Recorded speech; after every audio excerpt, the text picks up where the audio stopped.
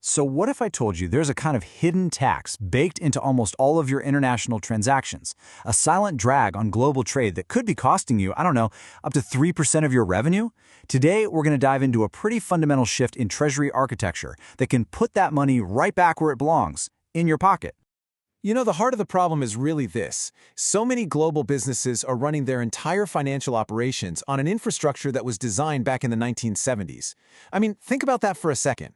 A system built for a world of telex machines, not instant real-time transfers. It's kind of like trying to stream a 4K movie on an old dial-up modem. It just wasn't built for the speed and the complexity of business today. And this really gets to the heart of it. In an age where your phone can give you a real-time GPS signal from space, are you really navigating your global finances with a dusty old paper map? We're about to look at the real-world costs of doing just that, and what the modern digital alternative actually looks like. So here's our game plan. First, we're going to explore the legacy trap. Then we'll see what it actually costs to use that paper map.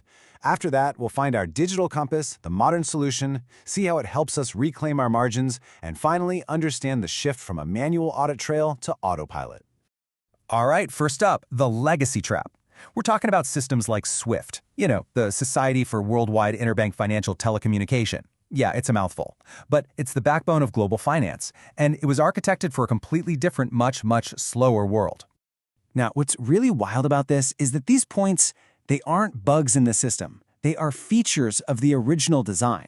I mean, 3-day settlement windows, these opaque, complex chains of intermediary banks, and the need to manually reconcile everything, this all creates friction, delays, and hidden costs by design. Okay, so if those are the built-in features of the old system, how do they actually translate into tangible, painful costs that eat away at your bottom line? Let's try to trace the route on that old paper map.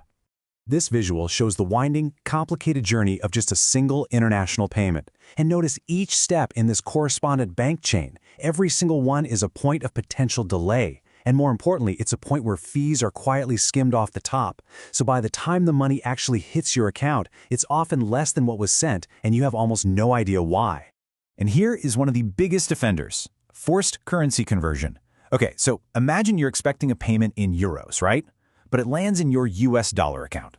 In the old model, the bank often converts it immediately at their rate, not yours. It's like they're taking a cut without even asking. You lose control, and you lose value in their spread. So the key takeaway is this, that loss of control is not a small thing. Businesses can lose up to 3% of a transaction's value to these forced conversions and all those hidden fees. On a $1 million transaction, that's $30,000 that just vanished. That is a massive, direct hit to your profit margin. Okay, so we've laid out the problem, and yeah, it's a big one. But here's the good news. There is a much, much better way. It's time to upgrade from that paper map to a digital compass, the virtual account. This is how we build a much smarter path forward. So what the heck is it? Well, think of it like a digital P.O. box for your money. It's a sub-account that lives inside your main central treasury. But here's the clever part. It has its own local payment address, like a European IBAN or UK sort code. It makes you look and feel local everywhere you do business, but without the nightmare of opening a new bank in every single country. This is the world we're leaving behind. A messy, tangled web of separate banking relationships in every country you operate in, all with different systems, different logins, different fee structures. It's just complex, it's inefficient, and honestly, it's a nightmare to manage. And this is the new paradigm. Instead of a dozen different bank accounts, you get one central treasury, one unified dashboard. This gives you a single, consolidated view of all your global cash in real time. It's all about getting that clarity and control back. So let's connect this new architecture directly back to that 3% we were just talking about. How does this digital compass actually help you reclaim those lost profit margins? Okay, this is where it gets really powerful. Because you have local account details, your customers' payments come directly to you, completely bypassing those expensive correspondent bank chains. You receive euros as euros, pounds as pounds, you can hold them, and, this is key, you decide when to convert.